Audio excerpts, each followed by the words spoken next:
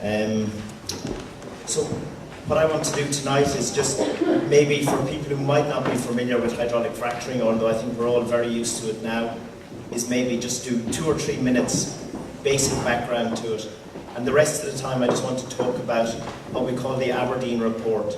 This is a report that was commissioned by the EPA and Pat Rabbitt's department last year to sort of look at the background to fracking. So it's a very important report for us because it will form a scoping reference for the main study to be carried out next year. So the background, there's been gas in this area, it's been known for a long time. There's been 12 wells drilled between 1960 and 2001, and all the wells had gas, but the gas was deemed to be uneconomic. There wasn't an economic return to the gas companies. But anyway, in 2011, in the dying days of the last government, Petroleum Affairs Division, which is part of Pat Rabbitt's department, they issued licenses. So in this area there was a license issued to Tamboran Resources. There was also a license issued to a company called Lanco, which seemed to have disappeared off the radar. The last we heard of them, they'd been taken off the company's register for not filing accounts.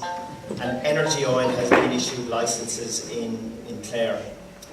Tamboran also have a license in Fermanagh which co-joins the Leitrim license and gives them a very big area both sides of the border. The licensing process in Ireland is a 3-stage process. At the moment we're at stage 1 and it's called an options license. So this allows the company to do desktop studies, to look at the old well data, to access data from the Telus Border Survey, which is the low-lying flying plane that some of you will have seen recently over the area. The license also allows them to collect rock samples and to shallow drill up to 200 metres. And so Tamboran have put in a programme of work to Pat Rabbitt's department, and provided they complete that, and by the end of February they can apply for stage 2, which is an exploration licence. Now they can apply at any time once they've completed the programme of work, so it could happen any day. The exploration licence is another 2-year licence. It allows for deep drilling and test hydraulic fracturing, and if that's satisfactory they can move to stage 3, which is a full production licence. So that means, and that's a long-lasting licence that allows them to produce and sell gas. It's just a map of Tamboran's licence area, so you can see the orange is Northern Ireland, the green is Leitrim, Cavan, Sligo. Lanco have the licence for this lower part around Lough Allen, and the little stars are wells, previous wells that have been drilled in the area. The other thing that has really changed and has really brought us to where we are today is the technology has changed. So hydraulic fracturing or fracking, the gas companies say it's been around for a long time and it's perfectly safe. And it is true, it was invented in about 1947 by Halliburton.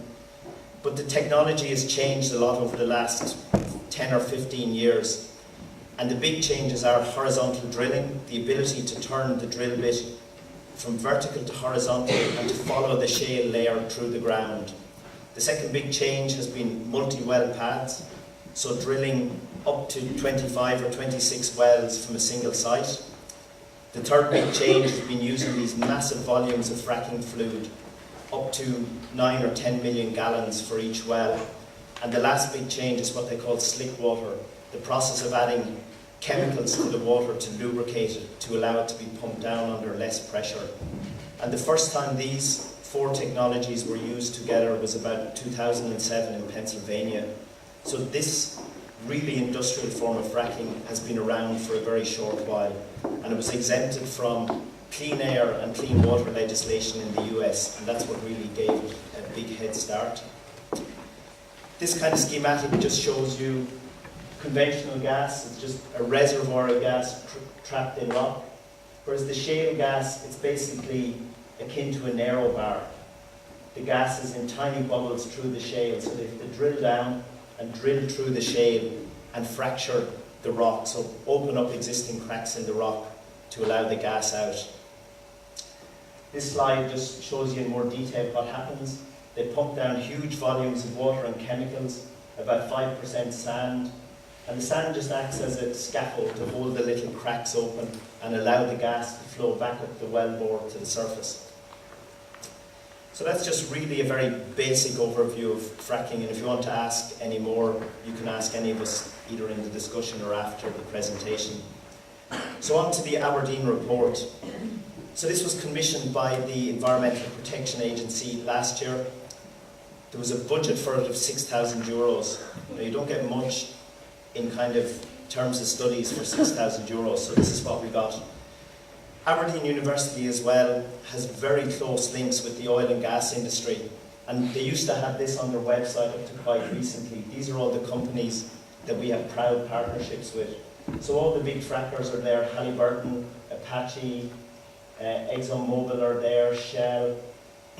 So trying to get a non-biased study from this university is like asking a turkey to vote for Christmas. So what they said anyway in the report was that the objectives of the report, their job was to look at the potential environmental impact of fracking, particularly migration of chemicals and methane into groundwater, to have a look at the kind of geology and the role that the geology would play in allowing successful fracking to take place. They wanted to look at the regulatory approaches in other countries, and they had this bit at the end which they called looking at possible best practice, and one of the issues in that was fracking without chemicals. Now the report didn't consider a lot of other things that certainly I would consider to be really important, and that was the overall environmental impact, the effects that it might have on human and animal health, effects on agriculture and tourism, the climate change effects, which are, it has a very large sort of climate change carbon footprint, and just the effects on the local community who would have to live with it. So they're the things that I think that a report, that I would like to see a report look at, along with these kind of very specific things. So the main findings from the study is that this area has very complex geology, and Davide, who is here, is a hydrogeologist, and he will cover that in a little bit more detail. The second main finding is that there is a limited understanding of how fracture processes occur in shale rock. They said that the fracking process itself, that once you start it, you cannot control the type of fractures that are created, and that the fracture network can be complex and difficult to predict.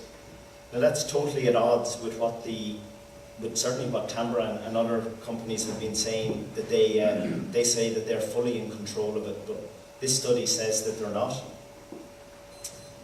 It talks about what they call geomechanical risks, so that basically means the risk of earthquake.